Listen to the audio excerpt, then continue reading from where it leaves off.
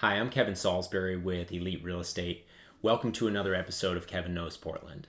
Today I'd like to share with you some different strategies you can use as a home buyer when competing in a multiple offer scenario, which hopefully will help ensure that your offer is ultimately the one that gets selected.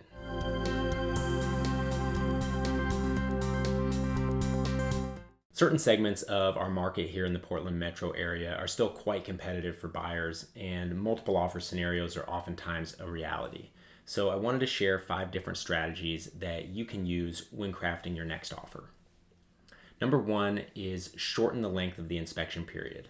A typical inspection period is 10 business days or 2 full weeks.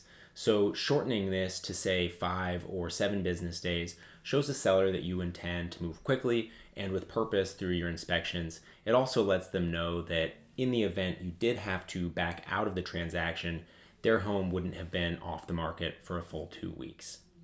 Strategy number 2 is offer a free rent back. One of the most challenging things for sellers in this market is understanding where they're going to move once they sell their home. So offering them possession in their home after closing gives them an opportunity to go shopping for their next home with the funds from the sale of their home available for them to use. This period of time is typically 15 to 60 days, and any portion of that you're able to offer for free adds to the overall attractiveness of your offer. Strategy number 3 is offer to purchase the home as is. By guaranteeing to the seller that you won't ask for them to complete any repairs prior to closing, you take a huge level of stress out of the transaction for the seller. This doesn't mean you're waiving your inspection contingency, so we still inspect the home. And if we do find something unexpected that would simply be too costly for you to move forward with the purchase, you always retain the right to back out of the transaction and receive your earnest money deposit back. If that were to be the case, we could always have a conversation with the seller and see if they'd be willing to contribute money towards your closing costs or lower the price of the home in lieu of completing the repairs. Strategy number 4 is offer to waive the appraisal contingency. In the event that the home does not appraise for our agreed upon sale price, typically we would have to renegotiate the contract. So offering a predetermined amount in cash above the appraised value, should it come in low, you're able to make your offer more comparable to a cash offer, which does not require an appraisal. It's a pretty aggressive strategy, but it's also one that's very effective for buyers. One thing to keep in mind here is that even if you pay slightly above market value today, it could just mean that you're paying the future market value of the home, say 6 months from now, which if you keep getting beat in multiple offer situations, could end up being the price you pay anyway if it takes another 6 months to find a home. Lastly, but perhaps most importantly, is figuring out the right price. Price is always going to be one of the leading indicators that determines who wins in a multiple offer situation.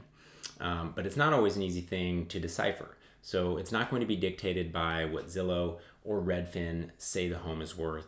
It's not going to be dictated by a magical percentage over the asking price, but rather I'm able to help my clients figure out what the right price is by looking at sales of comparable properties over the last 6 months or so, placing a particular emphasis on the homes that have sold in the last 1 to 3 months so we can see what's happening in the market right now. Looking at this data, I can give some insight into what I think the home should or could trade for given the current demand. Ultimately, you then decide as the buyer whether or not that's a price point that you're willing to offer for that particular home. You never want to feel like you overpaid for the property that you're purchasing, so you always want to make sure that the monthly payment corresponding with your offer price is something that you can live with. And that's typically the best barometer for what your highest and best offer truly is. There's certainly some additional strategies available to buyers in a competitive offer situation, but I wanted to share 5 of the most effective strategies with you today. Hopefully it gives some good insight into how you can make your offer stand out. That's all for today. Thanks so much for watching. If you know anyone that's interested in buying or selling a property, please feel free to give me a call. I'm always happy to help. I look forward to talking with you soon.